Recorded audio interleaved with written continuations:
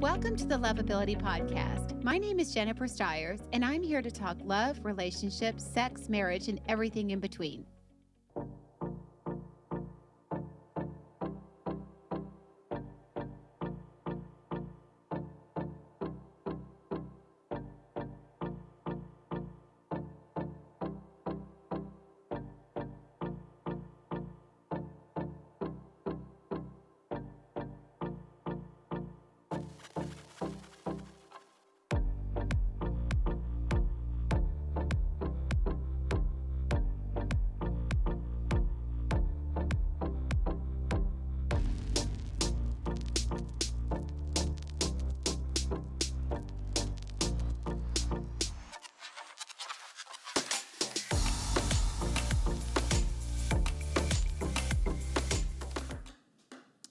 Hello, everybody. Happy Friday. Welcome to the Loveability Show. You may not even recognize my face anymore. I have taken 2 months off, and I needed to get some things done, and now I'm back. I missed you guys. I missed doing the show. I enjoyed having a day. My Fridays were awesome for a while, but I missed you guys. I'm back. I'm ready to get geared up for the holidays because this is an important time. I didn't want to be taking off this time when this is like the key time to find love for the year. I wanted to make sure that I was here for you. So we're going to go ahead and, hey, Barbara, thank you. I'm so glad to be back. I want to remind everybody, too, I took 2 months off.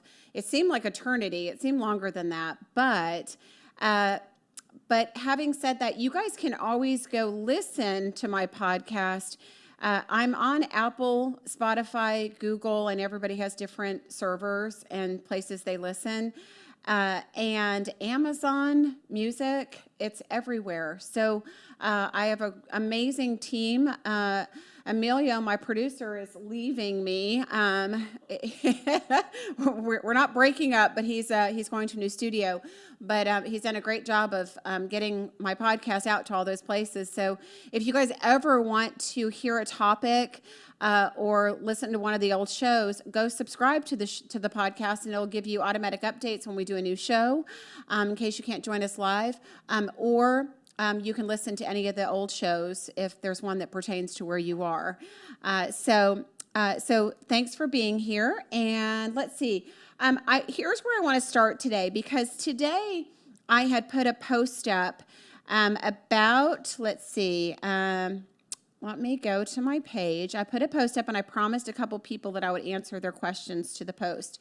So here's my point of today. I wanted to hit some of the main points, like to get you guys going, to make sure that you're on track, with the most important things you need as far as information and tools to go into the holiday, and it's 11:11.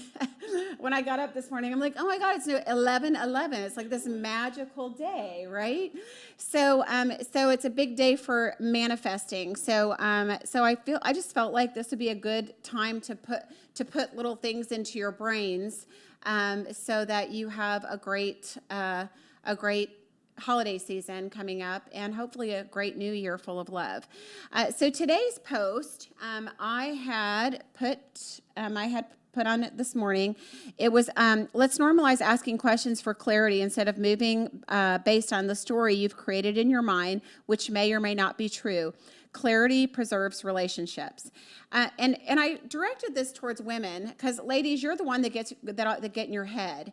And I love you. And I'm telling you, you've got to not do this anymore. This is the first relationship killer. The number one relationship killer is choosing the wrong people. And there's lots of reasons we do that, and we'll talk about some of those today. But the second thing is, for you ladies, biggest relationship killer for you ladies is getting in your head, because what you're doing is making up stories about what's going on versus the reality of what's really happening. So when when something happens, a guy doesn't call you or doesn't text you or doesn't ask you out, or said he was going to call you on Tuesday and doesn't call you on Tuesday, a million things start running through y'all's mind, ladies. And I know I've heard you say them. Well, I guess maybe he doesn't like me. Maybe he became disinterested. Maybe I shouldn't have said this or that when we talked the last time. Maybe I sounded too eager. I mean, oh my God, the voices in your head will absolutely murder a relationship. Because what I've seen people do is I've seen people go from, a little like, oh, well, maybe this is going on or that's going on, to fully talking themselves out of a decent relationship. So it's really important that you not start going down that bunny trail, because that bunny trail leads you to a very dark place. So we want to definitely be careful with that. Okay, so I was not logged in here, so here we go. Okay, so feel free to ask questions too. But I had a couple people that commented, and I wanted to hit those comments because I promised I would. Brianna had written today that there are some professional liars out there working on this in real terms. So, and I feel like this is so relevant because this is the real world that we're living in as well. So yes, Brianna, there are liars out there. There absolutely are. And there are also really honest people. The problem is if you go into every, and I know you're not, I'm merely using this as an example, but if you go into every new connection hesitant or thinking that they might be lying, you're creating an energy and an atmosphere right away off the bat that's not going to be healthy. I was actually talking to my nephew over this past week about his girlfriend. They don't watch the show, so I can talk about him. But he was telling me how she's controlling and had a, I guess, not trusting him, looking at his phone and doing all this stuff. And he's such an honest, faithful kid. He's never done anything. But that was, and I said, okay, so who hurt her? And her ex cheated on her with, and got back together with his ex-girlfriend that he was dating before her. And what she did is now she's carried that into the relationship with him. And he really likes her, but he can't be with her because the fighting's getting so bad because she's brought all the baggage in from her past relationship and trying to believe that, when he's working and not answering his text messages or whatever, that he's doing the same thing that the other guy did. And we can't assuming that, getting in our heads like that, holding someone else accountable to something they didn't do isn't fair. So yes, there are liars. Yes, it's important that you know yourself, are healthy, whole, and healed before you get out there, so you know who you want and you know what you're looking for. But you have to make sure you go in with a clean slate. And if you can't go in with a clean slate, meaning I'm not going to hold a new person accountable to what somebody else did to me, right? If you're not in pain, then don't date, right? Because it's not fair. It's not fair to somebody else. And I'll tell you what else will happen too with that, is if you met the perfect person, right? You met the perfect person and you're not healed and you're suspicious and you think they lie and because everybody else does, you could easily chase away the best thing you ever found because you weren't healthy. So it's super important that you get healthy first. Okay. And so that is your answer, and that was fun for me. Okay, and Charla said it goes hand in hand with pursuit, focus, and intention. As long as I feel loved, I stay out of my head. Tables turned when I don't feel loved. This goes hand in hand with the pursuit, focus, and intention. As long as I feel loved, I stay out of my head. So what I wanted to say in all of that is, as long as you feel loved, that is so subjective. And this is where you have to be careful. Is it so subjective? You feeling loved, somebody may love you, but if they don't speak your love language, which means they're not communicating that love to you in a way that you understand and you're not perceiving it, then that's going to be a problem, right? So it's important that not only you know how it is that you need to be loved, but you also understand the other person and who they are and how they love and what their gestures mean, or what they're, because they could be a words of affirmation, they could be an acts of service, they could be a gifts person, right? They could be a combination. But if they're not speaking your love language, which is one of my big points, if they're not speaking your love language, your perception could be off on that. So, it's really important at that point, if you're not feeling loved, to clarify. Ask questions. If, for example, seems to be some giant theme going on with so many people always. Everybody has different communication styles. Some people like to text, some people hate to text. Some people like to talk on the phone, some people hate to talk on the phone. And some people are somewhere in between. So it's super important to find out where somebody is before you start assuming things about their behavior based on their behavior. So that communication thing is a real area where people break down. And so you have to know what you like, and you have to know how to communicate that to somebody when you first meet them. If you're a texter and you like to communicate with your person throughout the day, not like bombing their phone all day, but you like to send 2, 3, 4 messages and say hi and how's your day and whatever, I have to be honest, that kind of stresses me out, just talking about multiple messages throughout the day, because as much as you love to hear from your person when you're busy, it can also, if you're really a busy person, it can also be perceived as somebody's bugging you. So you really have to know somebody's lifestyle, what they like, what they don't like, before you start interpreting what that communication needs to be. Hey, Brent, you completely distracted me. You said hi, but then you said go dogs. So I started thinking about football.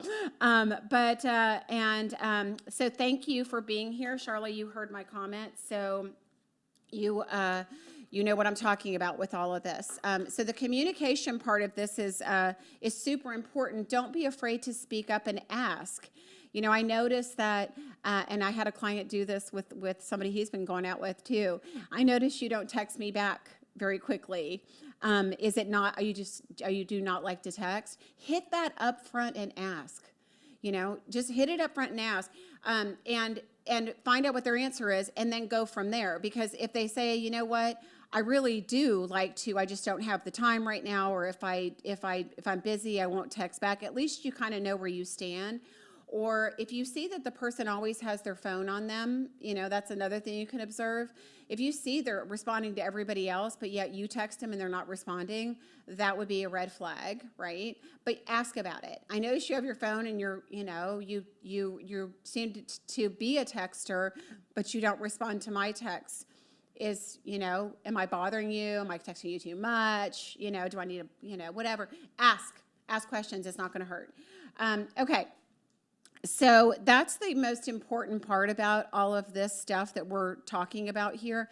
So many things would be cleared up, ladies, if you would get out of your head and just ask for clarity. Men love it when you're direct. They do. Not mean direct. Don't be nasty. But they like when you ask them questions. They like when you're direct and are honest with them in a loving way. Did I freeze? My screen is freeze. Am I okay? Oh, okay. Just my iPad. And it always gets you in the funniest faces, too. Okay, so we got that together. So let me go now to some of my other notes in here, which I actually need my glasses to see. So one of my other famous things to say is, if somebody likes you, you will know, and if they don't, you'll be confused. Well, I am going to have to explain this one. It's about time I really explained this one, because those posts, anything about that, about knowing if somebody's interested or not by their effort, makes perfect sense. Perfect sense. And it should be the norm. But unfortunately, it's not. Because yes, this should be the norm, but you guys, this is your biggest relationship killer, guys. Guys, you're not putting effort in. You like a woman, but yet you're not putting effort in. And when when you are not putting effort in and leading that relationship and planning dates, and I'm actually have a list of things that will show, like here's a list of things that look like effort, right? And you guys take notes, because so many of you, and I love you, I love you, I'm trying to help you. So many of you think that you're doing a good job and you're not. And when I say majority of you, 8 out of 10 are really not doing a great job. And then there's some of you that are amazing. I have one client that I swear to you is the poster child. So some of you are amazing and some of you really, really need help. Let's see. Effort. I thought I put a little list together in here. Effort would be making phone calls to your person. Effort would be making plans ahead of time, right? You may have somebody that's spontaneous and you guys can discuss that, but women typically like a man with a plan. And they want to know when they're going to go out again. And it's not as much about having to mark something off the calendar because they're so busy. It has to do more with looking forward to seeing you. Guys, if you would just understand that the minute that you ask a woman out, it's Tuesday, you ask her out for Saturday, she's thinking about you every single day. She can't wait until Saturday. She's planning her outfit. She knows where she's going. She's excited. You've built up this tremendous excitement before Saturday. If you would just give her advance notice and make a plan, it's going to make her more excited about you. It's actually going to help you in the likability, with the likability factor. And having a girl, be a little bit crazier about you is you're forcing her now to think about you for all those days in between when you asked her out and when your date is, right? So it's super important that you do some planning, especially in the beginning. Once she knows you, once she knows your personality a little bit, then you guys can make, if you need to make adjustments with that, make adjustments. If you're really a spontaneous person and it just kills you to plan ahead, then tell her that. Say, I wanted to do, make a good impression our first few dates and make plans. And I still want to impress you, but I'm more of a spontaneous person. How does that work for you? And now you have, number one, you've communicated about it. You have a baseline for the person's personality. And you might just have a little bit of an in because they like you already, because they've gone out with you multiple times. You follow me? So super, super important that you communicate to them, ahead of time and about what the planning is going to be. Effort means communication, guys. I can't stress this enough. Please hear me. You have to communicate daily. I've said it a million times. If I've said it once, you have to communicate daily. It's pretty pitiful if all you can communicate, if the only thing you can muster is a good morning text to her and that's it the whole day, and you're thinking about her and you like her and that's all you can muster, that's pitiful. I'd come see me if that's the luster that you have for your love life. Either that or don't date.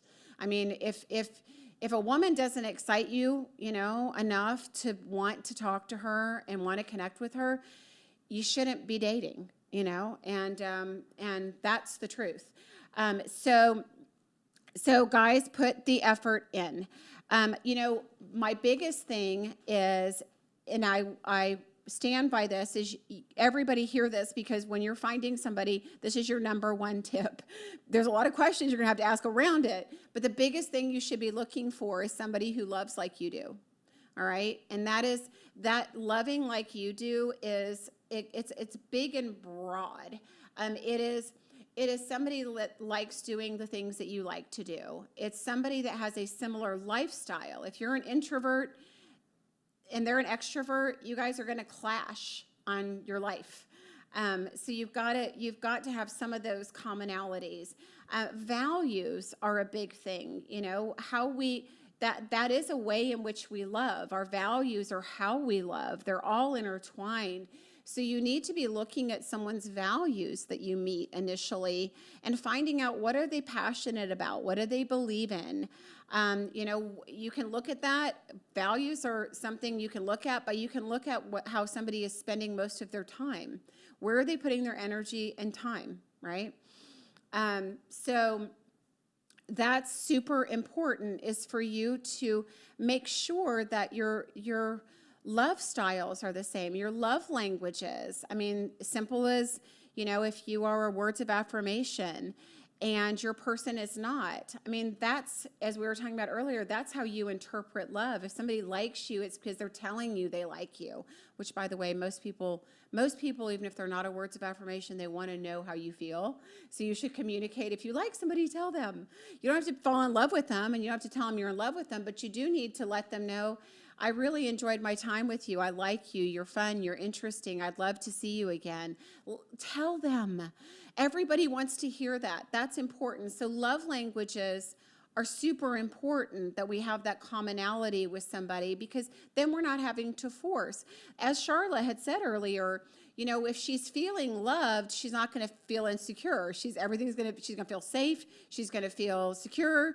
And that's, again, subjective based on somebody's love languages. If they're like you, quality time, that's a big one, right? If you're a quality time person and your person doesn't have time for you, and you're sitting alone and you're not getting to see them, your chances of making a connection with them are slim to none. You have to find somebody that shares your love languages. Attachment styles are a whole other thing as well. I personally, this is me, I personally think that secure attached people do best with other secure attached, unless they're really patient. Then they can go with somebody who's more anxious attached. But anxious attached people tend to be a little bit more on the codependent side. And so they tend to do better with other anxious attached people. Because if you're anxious attached, these are you people that like to be in touch with your person, like to know how they feel. You don't like to, and you guys have a disagreement, you don't want to go into separate rooms or have space in between you. You want to talk about it. Where a more secure attached wants to maybe take space and think about things. Anxious attached wants to talk about it right away. That's why if you're with another anxious attached, it tends to work, because you both kind of feel that need. You both need the same thing when it comes to conflict and things like that. I mean, of course, there's room for issues with all of that, but I tend to think they go well together. Anxious attached with a very secure attached person, extremes of both of those, are not going to get along, because initially it could fill some savior role for a man, that this woman needs him, but pretty soon he's going to be like, okay, you're suffocating me. So that's why it's just important that we hunt that stuff down and ask questions.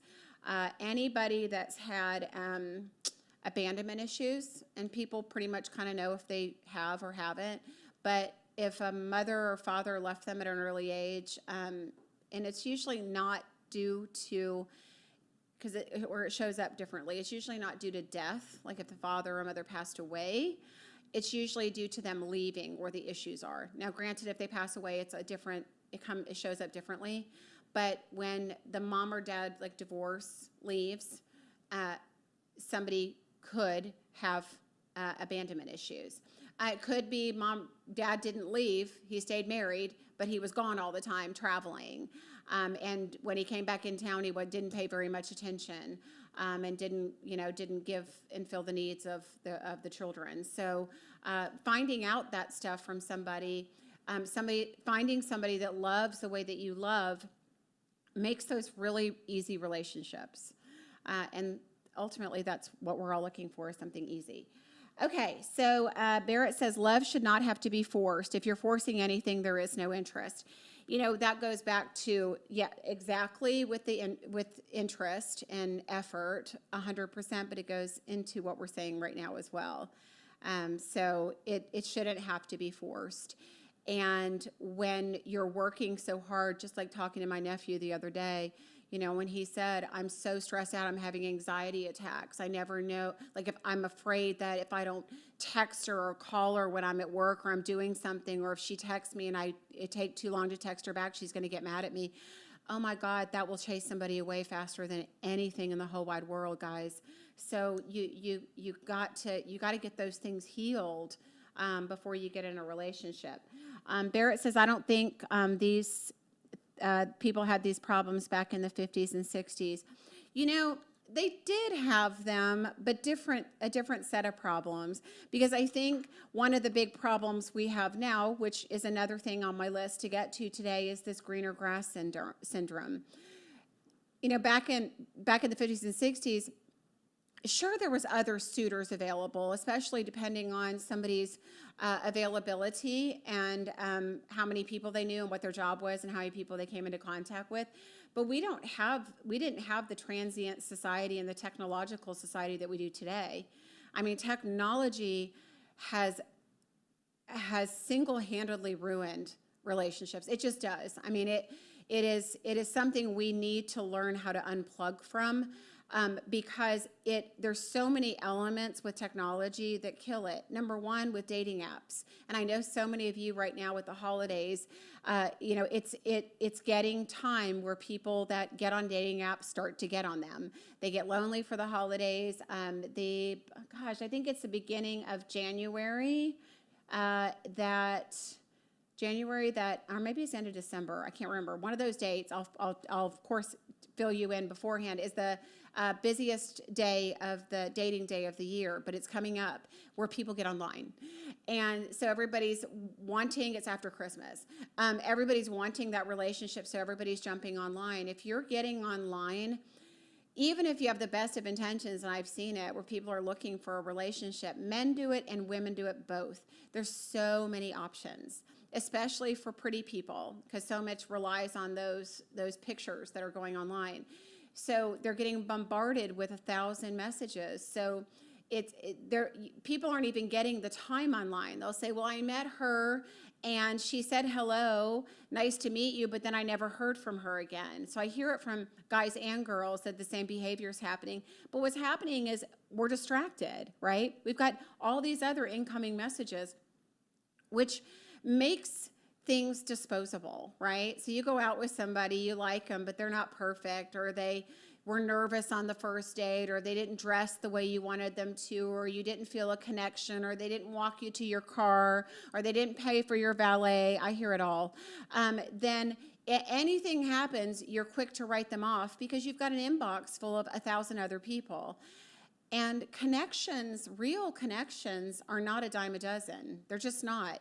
I do this for a living as a matchmaker, and I can tell you, finding people like you, finding people that would match you, finding people that have similar lifestyle values, personality, that have quirks that you like, and that will deal with your quirks, to be quite honest, as well. Some of you are quirky. I mean, we're all quirky, right?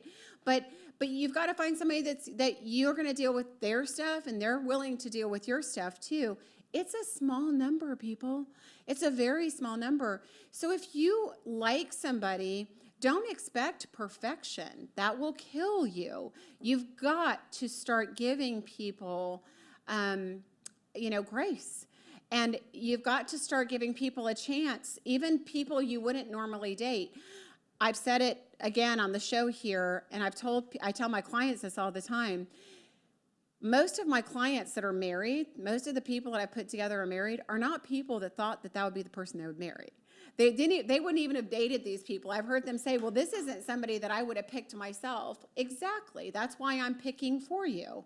Most people can't pick for themselves, but I know that you guys are a good match. And once I force you to get past the looks or to past the superficial whatever it is, because it could just be something somebody said, or the age of their children, or they like to travel and you don't. I mean, you guys will pick anything out of somebody great in order to find something wrong with it. I need to get a sip of my drink. But so when you're looking online, you've got to look beyond the picture. You have to look beyond the picture. You've got to be taking your time. If you even remotely like the picture, take your time looking at the picture, because a lot of what's in an image, I've seen you guys swiping and it's so fast. You can't even, I mean, it's literally this fast. You can't see anything about the person. You know, the eyes are the window to the soul. You're not going to get a glimpse into those eyes if you're scrolling through that fast. If you even have a remote, any interest at all in the person, you like their smile, you like what they're wearing, you like what they said, you like their haircut, you know, whatever, you like their dog in the picture, anything at all that you like about that person, read the profile, go through it, take your time to get to know people, because it's those unsuspecting people that will get you. They're usually your matches. They're usually the best matches, but they're not the ones that you're choosing, because let's be honest, if you guys were really good at choosing, we wouldn't be single for 10, 15, 20 years, right?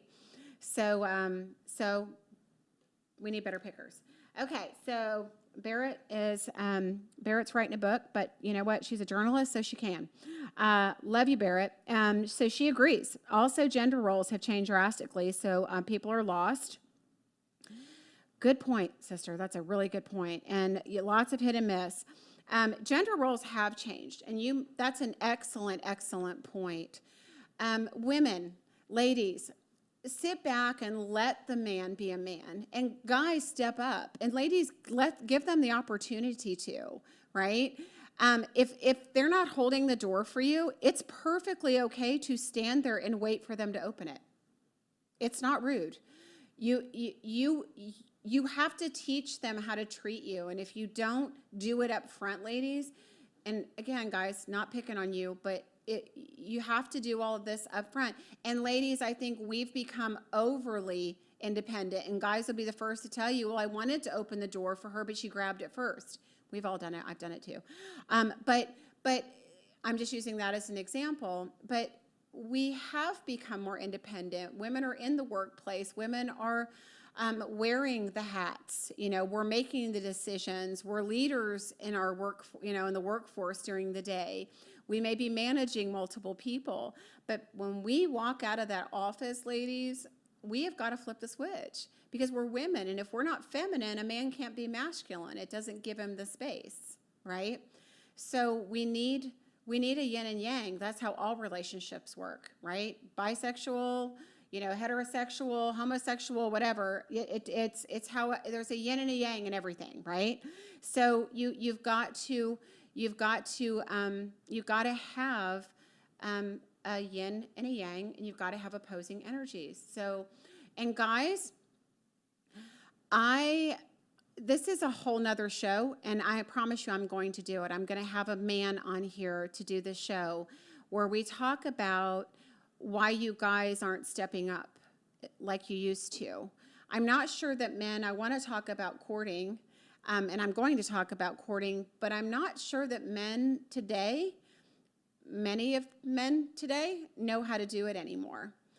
There's some of you that dabble in it. There's some of you that are amazing, very small amount, but the majority don't do it anymore. They don't know how. And it concerns me, and it concerns everybody. It concerns men. I know a lot of relationship counselors and speakers that are men that are saying men aren't men anymore, and we're raising men that way too, as well. And so it's, you think back to our generation of, like when we were growing up. I'm old, but when we were growing up, it was not good either, where our fathers would raise their sons and say, don't cry. Men don't cry, right? Men do cry. And I love men that cry. I love men that can show their emotion. It's great. But my point is, we went from that extreme of masculinity and, that, to now the masculine and feminine are really hard to tell apart in a lot of instances. And men expect a woman to come into a date and expect a woman to do half the work, to reach out first. Well, it's like, okay, did you reach out to her and ask her on a date? No, but she didn't reach out to me either. Men, do your job. Do your job. That's your job. It's your job to lead. It's your job to make the plans, right? It's her job to support and take care of you emotionally, physically, all of that as well. But men have got to step up to the plate in all of this for it to work. So guys, let's see. Barrett says we've lost our femininity. I did not know I could remain a woman if not and not have to become a man, but work made us think male. It is very true. Men don't understand that point for women of how we do have to put the pants on sometimes to go to our jobs and do our work and to work with other men and to stand up with other men. And it does take a toughening of our souls. And we have to, ladies, we have to know when to take it off. Because if we can't allow a man to help us, if we can't allow a man to lead in our life, the man that's supposed to, then it's our problem. So there has to be a yin and a yang and a balance there. Let's see here. So I think, and I'm sorry, I'm driving those points home. They were important. They were part of my list today. So I'm glad we hit them. I want to talk about things we can do, rushing into the intimate part of a relationship, and I'm talking there's several different types of intimacy. There's emotional intimacy and there's sexual intimacy. And we want both. We definitely want both. And I will say more times than not, women 50 and above are a lot more motivated sexually than guys are. And so there is a little mismatch there because men tend to, there's some, not all, I get it, guys. Some men, their sex drives go down after 50. So it's a nice little game that our hormones play on us. But having said that, it's really important, ladies, as much as you want it, and you're exuding your sexuality, and I am with you. However, waiting to the right time to do that is really important, because if you haven't built emotional intimacy prior to that, it'll create some imbalance and problems and insecurities and all the other things that go along with it. So I want to talk about the emotional intimacy portion of it really quickly. So just talk about some of the things that we need to be doing and building prior to the sexual intimacy. So flirting, right? I mean, the simple act of flirting, right? I mean, we've lost that art. So many people don't even know how to do that anymore. But even flirting via text. I mean, how fun to get a flirty text from your person you're interested in the middle of the day. I mean, there are ways you can utilize technology to your advantage, but flirting with your person, and that's important. Laughter, fun, that stuff is really, really important. And it's building stability. It's building safety in the relationship. So flirting is an important thing. And being vulnerable. It's so hard for people. Everybody's got their walls up getting into a relationship, and walls don't serve a purpose. I mean, you've got to be discerning and open, right?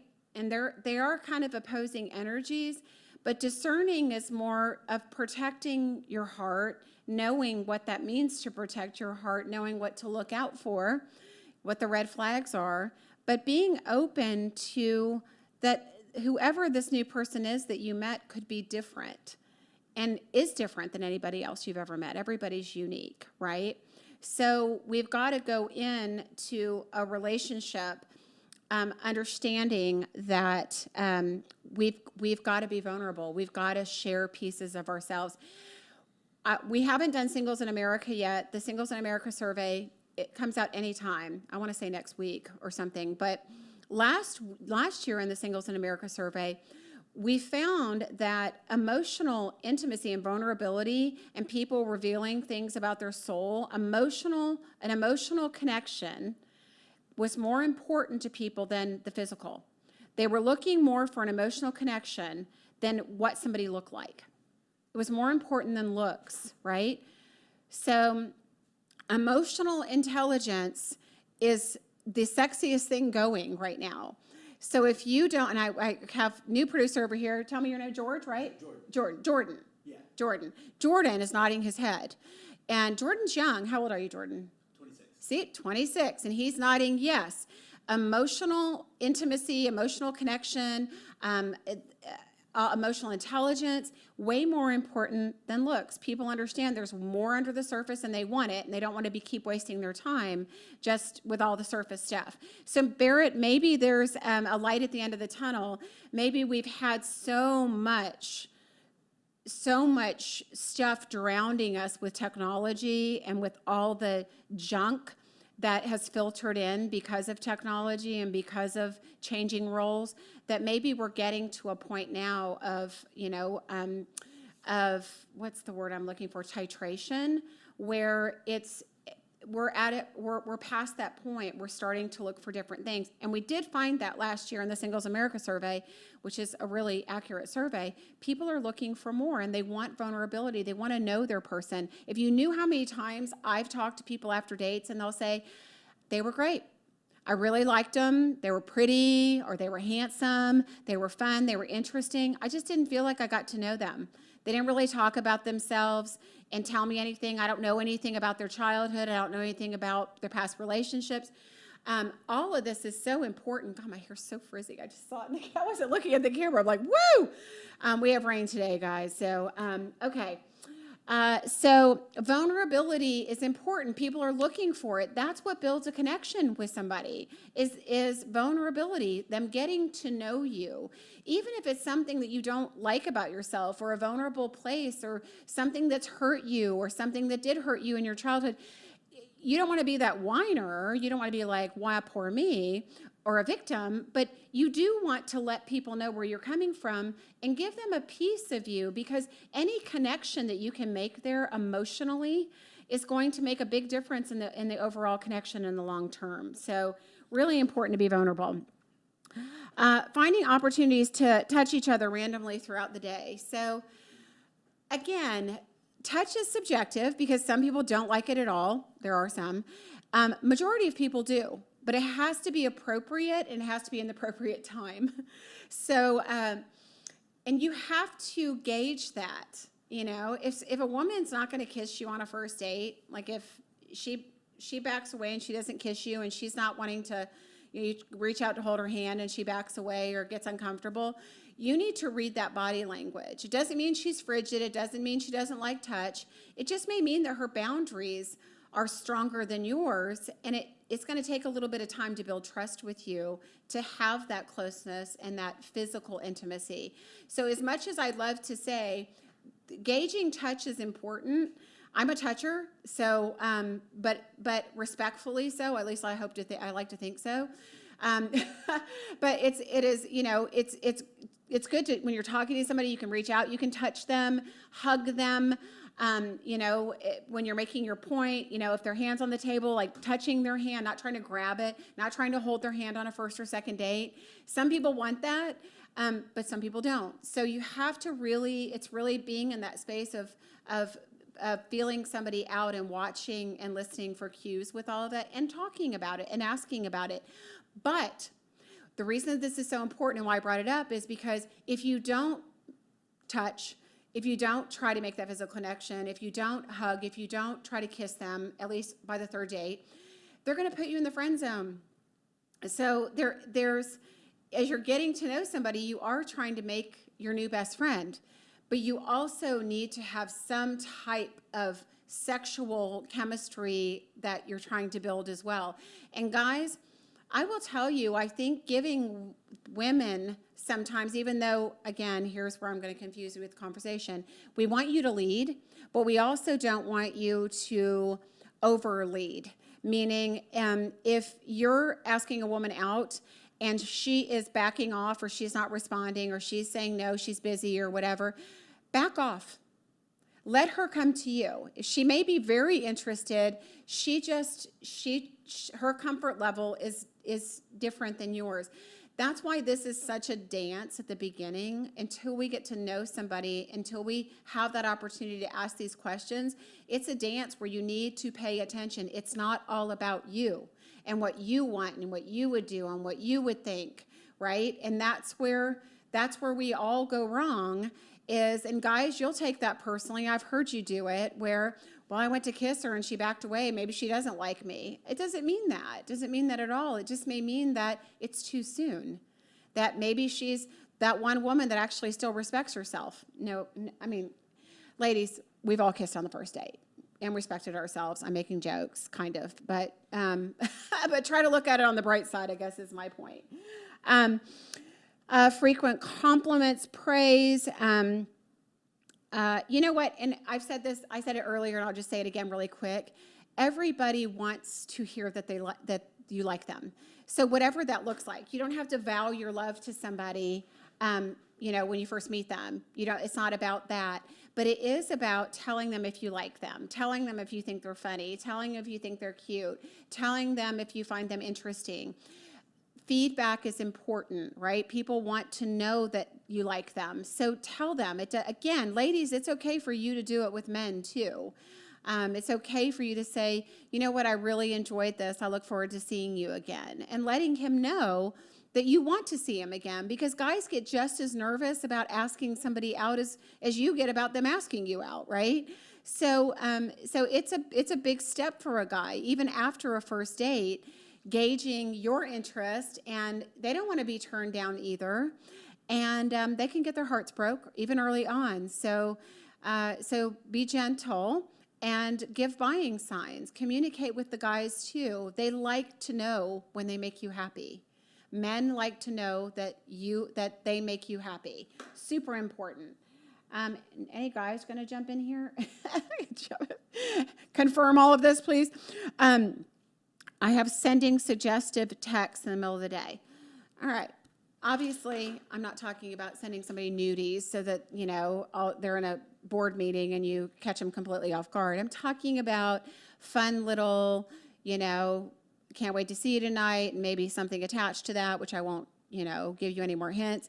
But, just anything like that where you're getting, anytime you do that, you're getting somebody to think about you. I mean, you're thinking about them, hopefully. You're not just doing it to manipulate, but you're thinking about them. Let them know. Let them know what you're thinking about. If it's too dirty, don't do that. But unless you have permission, then you could do it.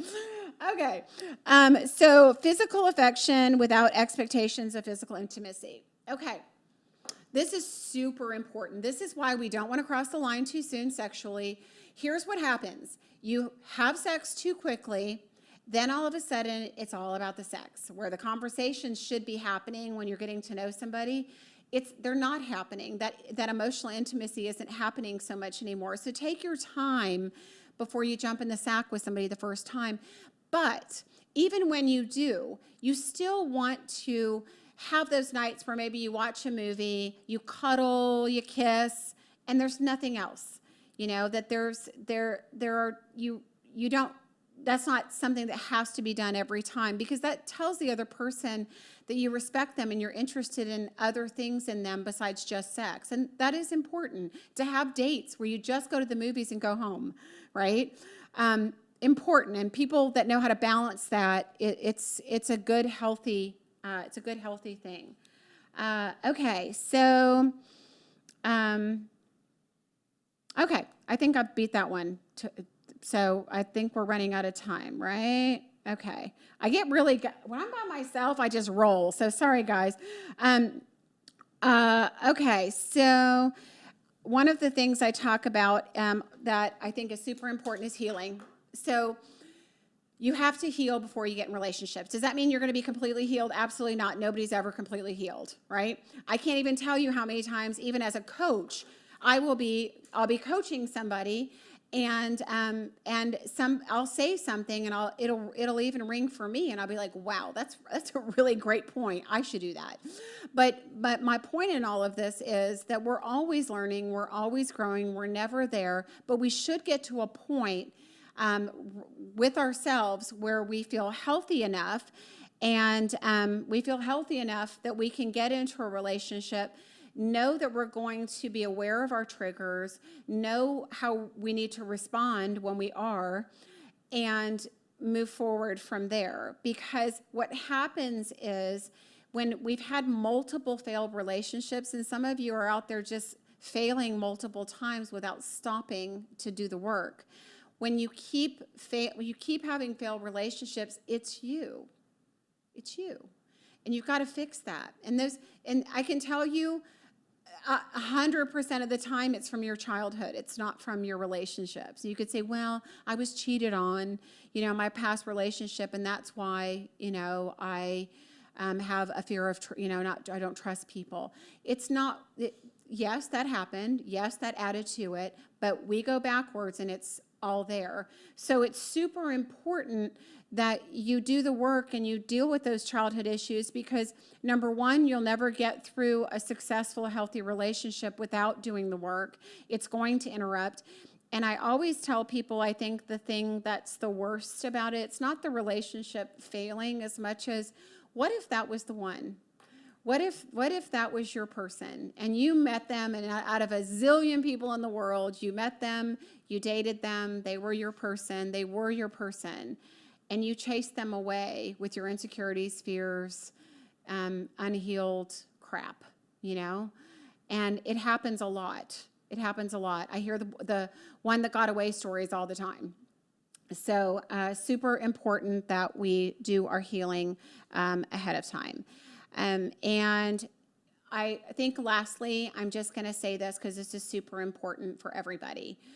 With every relationship that we have, you have to know what your boundaries are. You have to know what your personal boundaries are. When you know your personal boundaries, it teaches somebody else how to love you, and it helps you maintain a sense of self-love and respect for you so that you're being the best you that you can be. And you have to decide ahead of time before somebody shows up what you'll allow and what you won't. Because the minute that something shows up that you won't allow, there are red flags. When those red flags show up, you need to turn and exit immediately, right? I mean, it's the amount of time people have wasted in their life that you'll never get back because you didn't want to see the red flags. You didn't want to deal with that. You didn't want to lose that person because of whatever agenda you had for them, right? You didn't want to be alone. You didn't think you'd find anybody else, whatever. You didn't think you could make it, financially on your own. I've heard a plethora of all these, but you have to know ahead of time what you're going to tolerate and what you're not, and you have to stick with that. The other part of this, and talk about manifesting, when you know what you want and you know what you stand for and you know what you want, what you will never stand for, you'll stop attracting that junk. You really will.